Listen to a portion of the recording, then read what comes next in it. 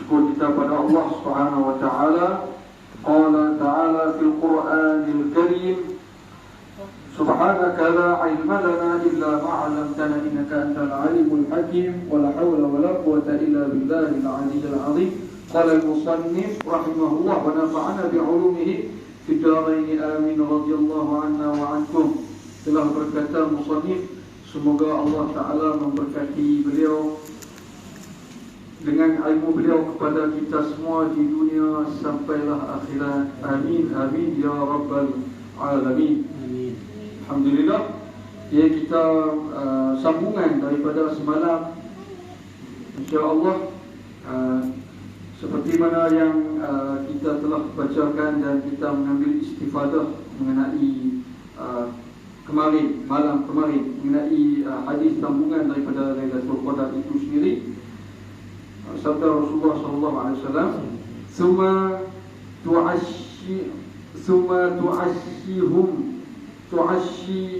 tu'ashihum malaikatus sama, thumma tu'ayyishuhum malaikatus sama ad-dunya ila ats-tsaniyah, kadzalika ila as-sabi'ati, thumma yaqulu Jibril alaihi salam, ya sukkan as-samawati irji'u, fayarji'u malaikatu kulla sama'in ila mawadhi'ihim, wa yarfa'u sukkan sidratil muntaha fi sidratil muntaha aswatahum bitasbih wa taqdis, fayasma'u jannatul ma'wa, thumma jannatul na'im, thumma jannatu 'adnin wal firdaus, wa yasma'u arshur rahman, fayarfa'u al-arshu sawtahu bitasbih والتهليل والثناء على رب العالمين شكرا لما أعطى هذه الأمة، فيقول عز وجل يا عرش صدقت، ولأمته صلى الله عليه وسلم عندي من الكرامة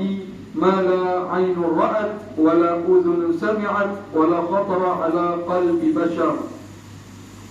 Ini sambungan hadis mengenai Lailatul Qadar itu sendiri.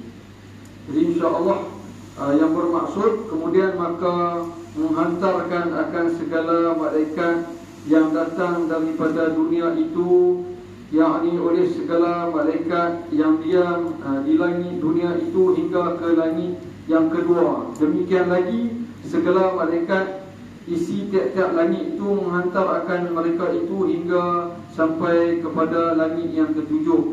Nah, kemudian maka berkata Jibril alaihi salam, hai segala malaikat yang di dalam 7 petala langit, kamu kembali kepada segala tempat kamu. Maka pulang segala malaikat yang diam pada tiap-tiap langit itu kepada tempat mereka itu, dan mengangkat oleh segala malaikat yang di dalam Sidratil Muntaha itu akan suara mereka itu dengan mengucap tasbih, taqdis, maka mendengar oleh syurga yang bernama Jannatul Ma'wa akan suara mereka itu, dan kemudian maka mendengar oleh syurga yang bernama Jannatul Na'im akan suara mereka itu, dan kemudian maka mendengar oleh syurga yang bernama Jannatul Adn, dan juga syurga yang bernama Jannatul Firdaus oleh Arash Rahman akan suaranya dengan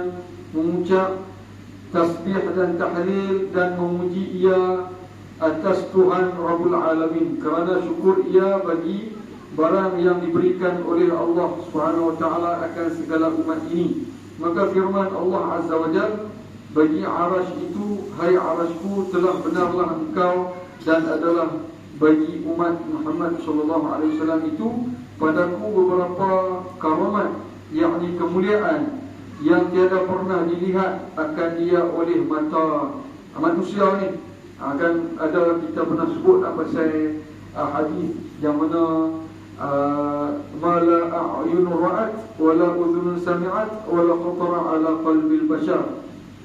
Ini hadis inilah daripada mula panjang dia tu penghujung dia yang ni yakni pasal nikmat syurga Arash Allah Taala tu sendiri kan, yang mana mala a'yun ra'at, jadi oleh mata yang tiada pernah melihatnya, dan tidak tiada pernah didengar oleh telinga kita inilah manusia, dan tiada pernah dicita-cita oleh hati manusia. Tak pernah pun bercita-cita atau lintasan khatar ala qalbil bashar.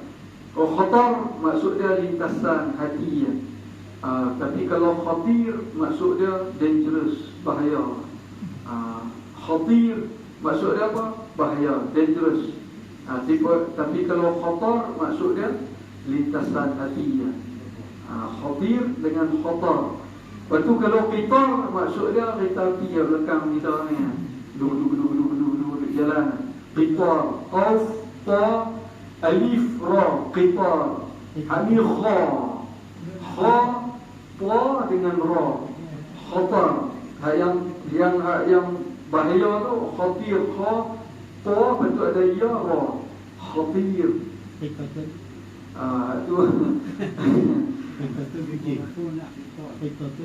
kucing ataupun hirah kucing. Sedikit lah maknanya kita Abu Hurairah bapak kucing. Okey, maknanya nikmat aras yang Allah Ta'ala berikan kepada siapa yang memperolehi Lailatul Qadar, masya-Allah.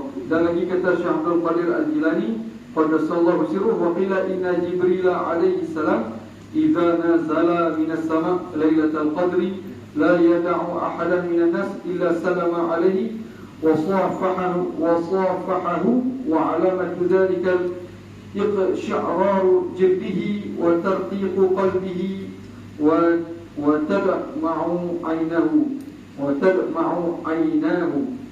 Dan artinya, dan kata setengah ulama bahwasanya malaikat Jibril alaihi salatu wasallam apabila turun ia daripada langit ke dalam langit dunia pada malam Lailatul Qadar itu, maka tiada meninggalkan ia akan seorang daripada manusia melainkan memberi salam ia atasnya dan berjabat tangan akan dia, dan adalah alamat yang demikian itu gemetar segala kulit tubuhnya dan lembut hatinya dan terbit air mata. Jadi tanda-tandanya sebab apa? Sebab malaikat Jibril dia boleh menyerupai wajah manusia. Antaranya Rasulullah pernah bertemu dengan malaikat Jibril alaihi salatu wasalam. Malaikat Jibril menyerupai wajah Dihyah Al-Kalbi, satu sahabat Nabi yang kira maknanya handsome lah. Di zaman dia tu kira antara tumpuan utama lah. Sahabat yang handsome, masya-Allah, tabarakallah. Begitu juga siapa yang dapat salam, masya-Allah, salam nak malaikat Jibril ni ya. Bukan salam manusia betul sekali kan. Ala kulli hal, kita walaupun tak pernah tengok malaikat Jibril kan, tapi kita baca wahyu yang mana diturunkan kepada Rasulullah melalui malaikat Jibril. Ni okey, dan juga nama malaikat Jibril dalam Al-Quran kan, nama Jibril itu sendiri dengan satu lagi ada nama lain. Apakah itu? Ruhul Qudus. Ruhul Qudus adalah malaikat Jibril alaihi salatu wasalam. Wa ayyadnahu bi Ruhil Qudus. Ruhul Qudus itu adalah malaikat Jibril alaihi salatu wasalam. Dan setengah daripada alamat Lailatul Qadar itu adalah di dalam malam itu tiada panas dan tiada sejuk. Macam mana tu? Teddy sendiri yang lagu mana tak panas, tak sejuk, kalau tak sampai buat istisqa lagi ya. Tapi tak tentu juga pasal lain-lain tempat, lain-lain lah cuaca kan. Kalau kena di Mekah musim panas, tengah-tengah malam pun sama juga 56 degree, 54 degree. Kalau malam dia akan jadi kuat mana 40 lebih. Walaupun tak ada matahari, panas tu tetap ada. Sampai ke apa? Sampai ke kita nak ambil sembahyang dekat paip-paip pun tetap panas. Nak cari betul air pula untuk bagi sejuk kan. Sebab tu kalau ke muncak musim panas ni, kalau kata rumah orang tu kan, rumah tapi jarang rumah Arab ni. Kalau di Yaman banyak lagi. Di Arab Saudi ni orang-orang Melayu kita yang menetap di sana, yang Bani Jawi ni lah, kita ni lah, Nusantara kita ni kira hak yang dari zaman kapal ayak dulu pergi hak duduk di sana, masih ada lagi komuniti orang Melayu lah. Jadi banyak depa-depa ni hak rumah ada kolah. Dia musim panas, dia kena tahan wayak 2-3 jam baru nak suam-suam sikit, baru boleh ambil ayak. Baru buka celah-celah tu hak 54 degree tu, boleh ambil tu baju yang panas, tak ada pakai heater. Tu satu hal musim panas. Kena pula musim sejuk, nak kena cari ayak panas pula. Tak ada ayak panas, mandi sopak kedai air duduk atas pula. Buka shower lah, terjun main atas badan kita tu, boleh menyebabkan ada orang tak tahan, boleh demam. Boleh demam. Okay, mengenai juga ada satu kisah yang agak lucu yang saya ingin kongsikan bersama hadirin hadirat sekalian jemaah yang dirahmati Allah, iaitu hadis pasal kencing unta. Hadis pasal minum kencing unta. Kan ada di Hudaybiyah, kalau siapa pernah pergi Hudaybiyah kan, tak kira di Wadi Berkat ke, di jalan nak pergi ke tempat ambil miqat tu kan, dekat masjid Bai'ah Syajarah.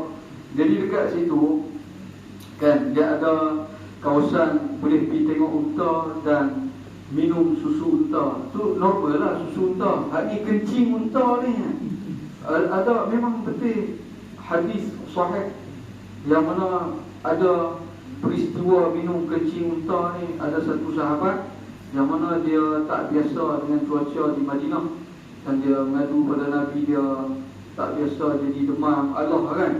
Biasa orang kalau dia pergi Mekah, kalau duduk di Mekah tu dia boleh tahan ni cuaca Mekah, tapi ada hati Madinah tu kadang-kadang sesama, kadang-kadang batuk sampai balik Malaysia pun ada yang lagu tu dia jadi Allah.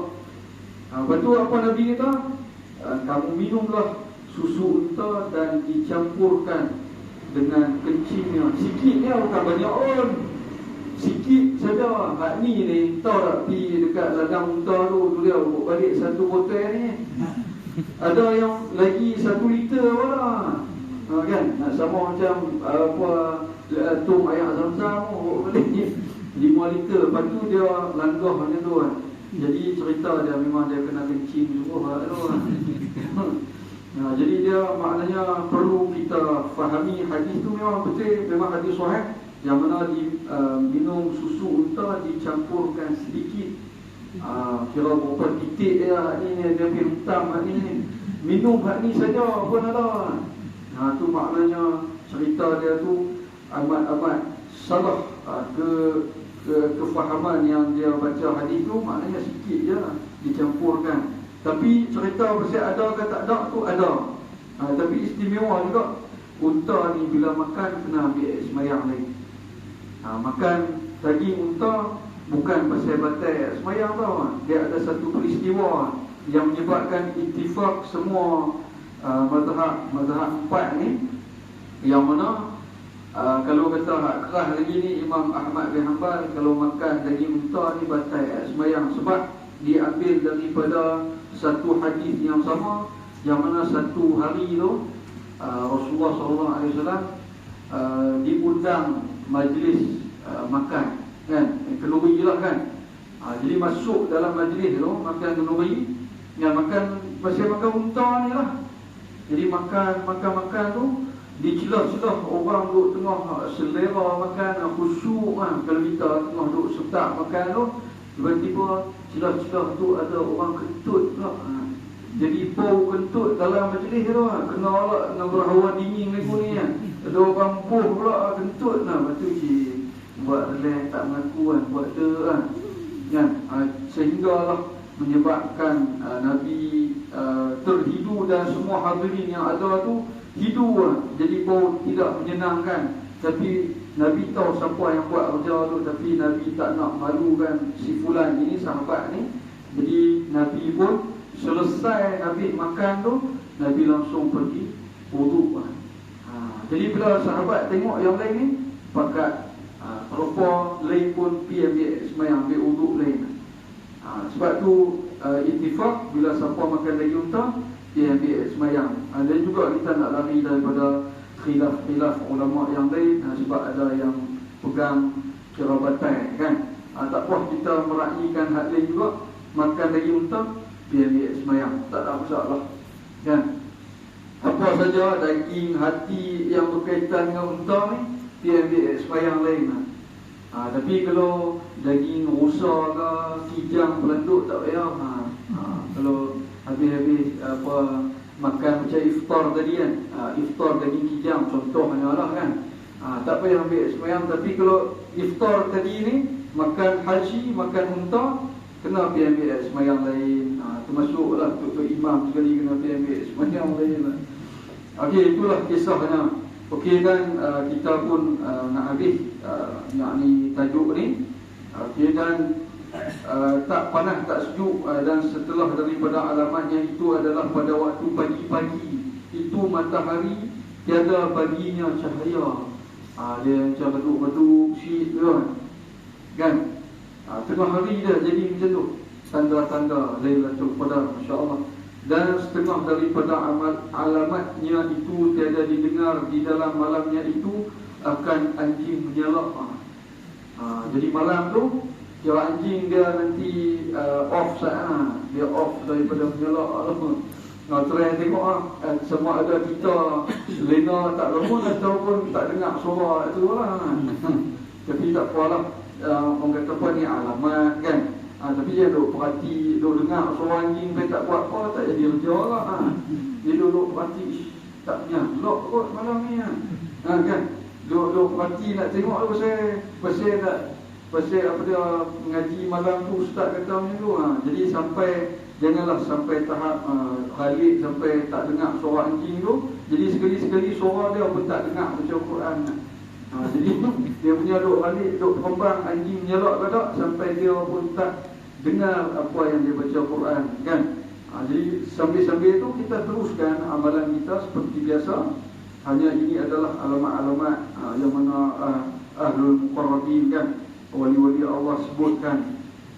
Okey, adapun yang lazim dengan sebab membatalkan puasa itu, maka iaitu 4 perkara. Yang pertamanya qada. Pertama qada, maka wajib qada itu atas tiap-tiap orang yang Islam yang aqil baligh yang membatalkan puasanya pada bulan Ramadan sama ada dengan uzur atau tiada uzur.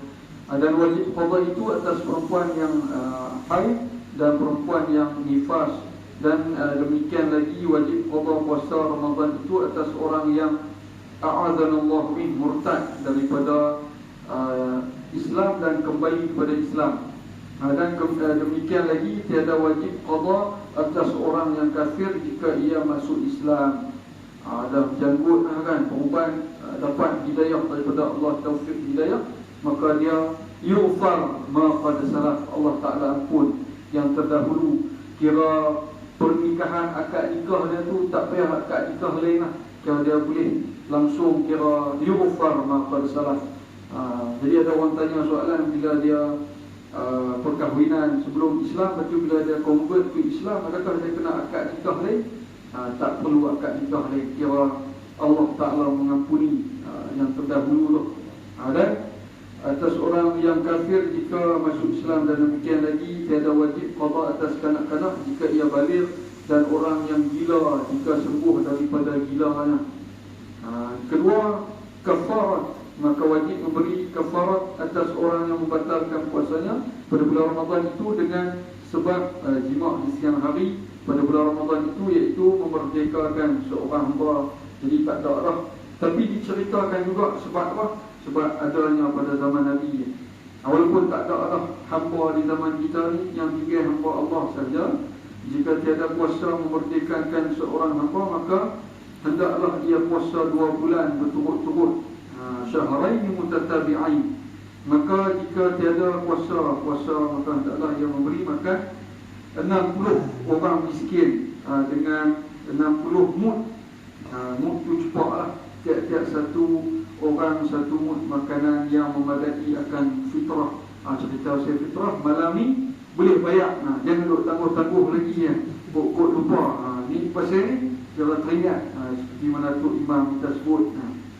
Ada satu mud itu iaitu 1/4 gantang fitrah. Dan demikian lagi wajib atas orang yang jima itu, qada akan puasanya yang dibatalkan dengan jima. Okey, habis siap. Ketiga, imsak, maka wajib imsak atas orang yang membatalkan puasa Ramadan dengan tiada uzur. Kena imsak, kena tahan. Dan imsak itu yang menahan diri daripada makan dan minum dan jima pada siang hari yang dibatalkannya akan puasanya. Dan tiada wajib imsak atas perempuan jika ia suci daripada haid itu pada siang hari Ramadan. Tak perlu imsak. Tu habis mandi wajib boleh makan lagi ya. Tu baru esok sambung balik holiday tu kan. Continue balik kan. Dan yang demikian lagi tiada wajib imsak atas orang yang musafir jika datang ke negeri yang lain padahal tiada puasa. Contoh macam yang pergi Siam. Siam puasa kita tak puasa lagi ya. Tak puasa. Solat nak kelama lebih dalam minta jangan burukkan pengawal-pengawal. Ataupun depa raya kita kira kita tak raya ni, kita esok raya, kira depa tu akan jadi raya kedua, pernah jadi peristiwa macam tu kan. Lepas tu dia nak pergi layan, nak pergi raya kat sana tu dia boleh makan. Bila dia pergi sana kat sini ni masih lagi last puasa kan. Kat sana raya contoh, dia pergi sana dia boleh makan waktu tu kan. Lepas tu tak usahlah balik awal, balik kat tak maghrib ke apa kan. Lepas tu mai sini pergi iftar. Jadi itu kena qada tak? Hak tu tak kena. Tak kena qada pasal dia pergi ke negeri kawan tu Jadi ikut fatwa ahlul balad ahli tempatan. Tu dia panggil jackpot Tapi jaranglah nak boleh jackpot tu Yang tu ada kalau di Mekah nak terbang di sana pun dan buka puasa tu 9 jam ataupun Mesir ke mana kan. Okey, yang musafir di dalam safarnya perjalanannya itu membawa puasa bulan Ramadan jika ia kuat atas puasa, maka jika ia dhaif atas tiada puasa maka berbuka itu afdal. Kan tapi wa antasumu khairul lakum. Okey, keempat, fidyah, maka wajib fidyah atas perempuan yang hamil dan atas perempuan yang menyusui kanak-kanak jika ia berbuka takut keduanya itu akan anaknya. Jangan takut khawatir kalau dia tu mak macam mana mak Syekh Abdul Qadir Al-Jilani, tak apa bayi itu tak menyusui di siang hari ya. Tu salah satu karamah yang mana Allah Ta'ala bagi petanda datang awal-awal waktu baby lagi bulan Ramadan, mak dia melahirkan dia kan, Syekh Abdul Qadir Al-Jilani waktu bulan Ramadan ni di siang hari budak ni dia tak menyusu kan. Dia kan mak awal kan. Tapi bila time malam baru menyusu kan. Sehingga begitu sekali yang Allah Ta'ala kurniakan kemuliaan tu terdapat daripada awal-awal lagi tanda kan, masya-Allah, tabarakallah. Dan tiap-tiap hari satu mud yang memadai ia akan fitrah dan diberikan kepada satu fakir dan miskin. Selain daripada fidyah ini, wajib pula diqadanya akan puasa yang ditinggalkannya itu. Dan orang yang sangat tua jika ia tiada puasa ini uzur, masya-Allah lah ni umur 100 tahun tak ada puasa, baik nak fidyah tapi yang syok hak 20-an pun nak jadi betul tu yang teruk atau belasan tahun nak jadi betul dan tu hidup lama ni tak ada nak sampai satu abad lagi kalau nak buat nak kerja macam ni itulah kerana apa, puasa ni dia ibadat yang sangat rare sebab dia tak macam semayang kalau paksa boleh lagi, tapi puasa ni kalau tak paksa pada awal berubah berjanggut pun memang amat sukar. Jadi banyaklah maknanya ditanyakan oleh para masyayikh, guru-guru. Jadi memang dia kena berubah sungguh-sungguh time muda. Lepas tu bila main time tua, insya-Allah dia boleh ya. Tapi kalau untuk puasa ni dia memang kena macam tu. Kalau kata solat tu boleh lagi lah nak handle tu tapi puasa ni dia perlu kan latihan daripada muda tu kan. Jadi memang terdapatlah peringkat-peringkat puasa itu sendiri ya. Yang mana yang pertamanya tu awam, yang kedua khawas. Jadi insya-Allah salah satu iktibar kita ambil daripada hadis sebelum kita berhenti, khamsun yuftirna as-sa'im al-kadhibu wal-ghibatu wan-namimatu wal-yaminul kadhibah wan-nadhru bisyahwati. 5 perkara yang membatalkan puasa. Pertama, dia bohong. Jadi batal tu kira hilang fadilat dia lah. Yang dari segi imsak dia tu lepas kan. Maknanya makna puasa dari segi bahasa tu lepas kan. Terbit fajar shadiq kan, sampai terbenam kan matahari, kira maknanya tu lepas, tapi dia punya pahala dia tu tak ada. Ia berdusta. Semoga Allah Ta'ala jadikan lisan lidah kita ni sentiasa lisan yang benar. Amin ya rabbal alamin. Kedua, mengumpat orang. Ribah tu mengumpat kan. Lepas tu ketiga, mengadu domba, mengadu akan orang. Jadi keempat, bersumpah dengan dusta, wal yaminul kadhibah. Wallahi aku tak buat, rupanya dia buat. Tapi ingatlah, kalau siapa yang dia memang Allah sallallahu alaihi wasallam Muhammad, dia bersumpah dengan nama Allah, sumpahan palsu kan. Dia ada kifarat dia lah. Yang mana kita boleh tengok dalam suratul Maidah. Sikit ambil masa sikit mengenai yang ni pasal penting. Jangan buat mudah kan, bila sebut nama Allah wala muhum. Na'udzubillah, wallahi wa billahi wa tallahi, aku tak buat benar, padahal dia buat benar tu kan. Dia siapa yang demikian kan, na'udzubillah, semoga Allah jauhkan kita. Dalam suratul Maidah yang mana la yu'akhidukumullahu billaghwi fi aymanikum, maknanya ayat yang ke-89. Walakin yu'akhidukum bima 'aqadtumul ayman fakaffaratuhu it'amu 'asharati masakin min awsati ma tut'imuna ahlikum aw kiswatuhum aw tahriru raqabah faman lam yajid fasiyam 3 ayyam dzalika kaffaratu aymanikum idza halaftum. Okey, maknanya Allah Ta'ala tak akan membebani kita tu jika kita tu maknanya terpaksa kan, sumpahan atas sumpah-sumpah kita tu, melainkan kita sengaja kan. Jadi kifarat dia kena bagi makan 10 orang miskin. Ni pasal sumpah ni, wallahi wa billahi wa tallahi tak buat, tapi sebenarnya buat. 10 orang kena bagi makan fakir miskin. Yang mana kita biasa bagi ke ahli keluarga kita, atau bagi pakaian dan memerdekakan hamba. Yang beli pakaian tu maknanya bukan hak yang second hand baju benda tu tak. Hak ni hak yang baru lah, new arrival lah. Second hand tak boleh lah. Pasal hak mana yang dia pakai, kalau dia tu mampu hak passion barang second hand lah, tak apa lah kan, ikut uruf dia lah. Tapi masalahnya beli baju Levi's, kot semua semua, tapi time nak bagi ke orang fakir miskin tu baju hak yang beli kedai RM2 lah, contoh kan.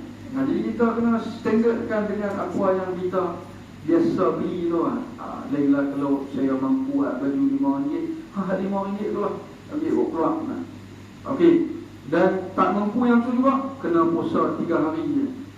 Kifarat dia tu kena puasa 3 hari. Disebabkan apa? Disebabkan atas sumpah-sumpah palsu kamu itu, ya Allah Ta'ala arahkan kita. Itu yang kita mesti kena tahu. Satu lagi yang seumpama ini juga mengenai zihar. Jadi dia pun ada juga kifarat dah. Contoh si fulan tu, dia kata dekat isteri dia, batang tubuh dia ni macam orang yang dia haram kahwin. Jadi itu pun salah satu kena juga zihar.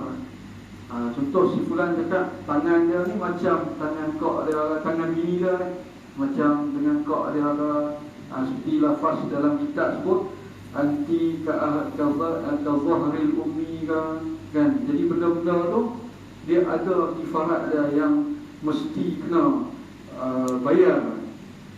Tak apa punya kifarat dia teruk 2 bulan puasa teruk-teruk memerdekakan hamba, tak ada arah kan.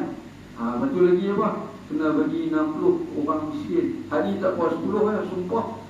Itu janganlah kita merendah-rendahkan atau meringan-ringankan, mengambil mudah tentang hukum-hukum Allah Subhanahu wa ta'ala. Dan berkata Imam Mujahid rahimahullah ta'ala, khoslatani yufsidanu siyam al-ghibatu wal-kadhibu. Jadi 2 perkara membinasakan puasa itu.